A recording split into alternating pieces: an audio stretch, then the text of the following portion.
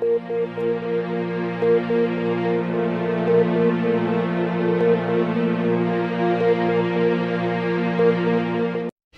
pemirsa ingin tahu di rumah, tadi kita udah tanya-tanya sama Bang Fahri dan Bang Faisal di sini mengenai profilnya Alwi Kreasi.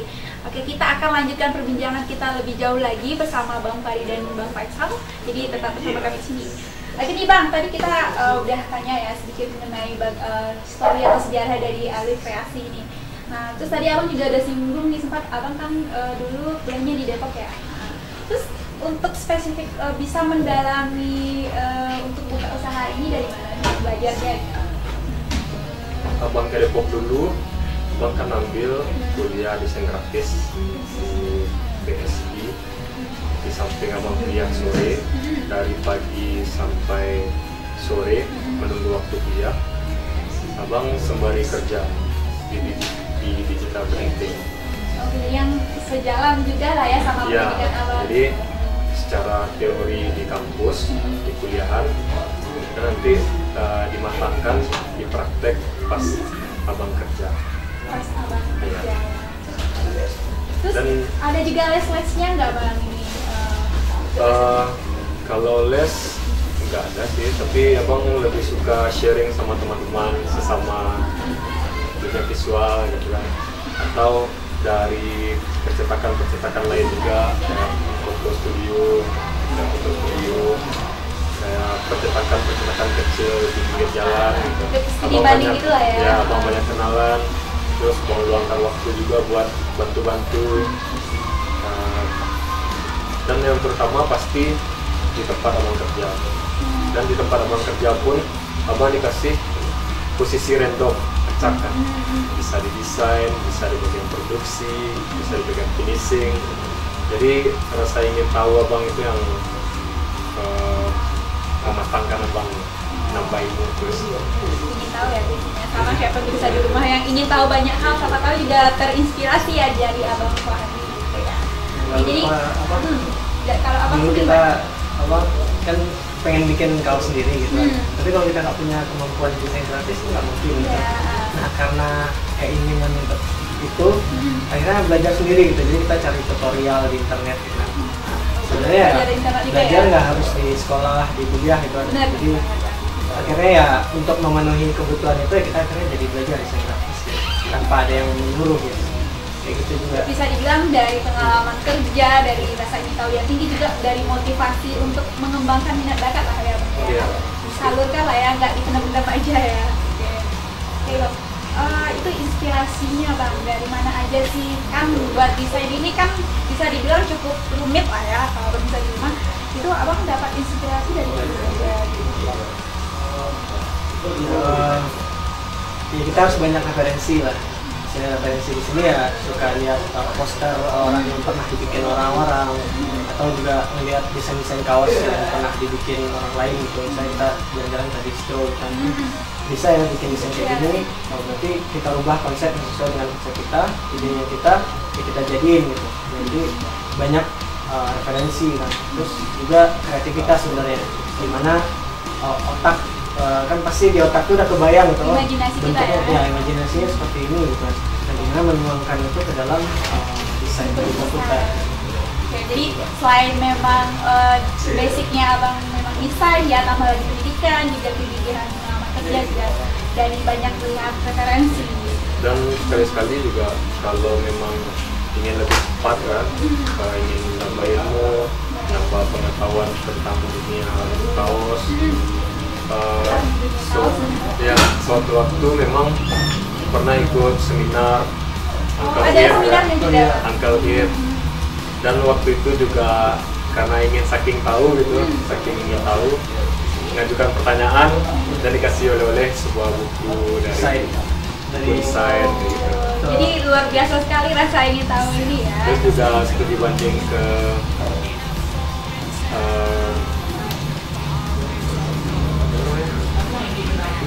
Jiwa Bandeng di Bandung, sebagian tempat di Bandung. Cara di mana juga ini ya Bang, produksi kayak gini kayak udah Ini Mas tadi kan Abang sebut nih, kalau misalnya konsumennya datang order ke sini kan dia kasih desain biasanya ya, Abang terima desain dan bagi yang konsumen yang menyerahkan aja nih, ya udah deh abang aja yang buat gitu kan, desainnya gimana? Kalau abang yang buat, yang utama sih bang tanya dulu desainnya udah ada apa belum, atau udah bikin konsep apa belum gitu kan. Jadi kalau belum ada konsep, belum ada desain, nah abang bantu nanti.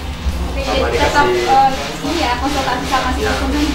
abang dikasih konsep kan, nanti abang tuangkan dalam kertas kerja itu lewat bisa Corel Draw, bisa lewat Photoshop.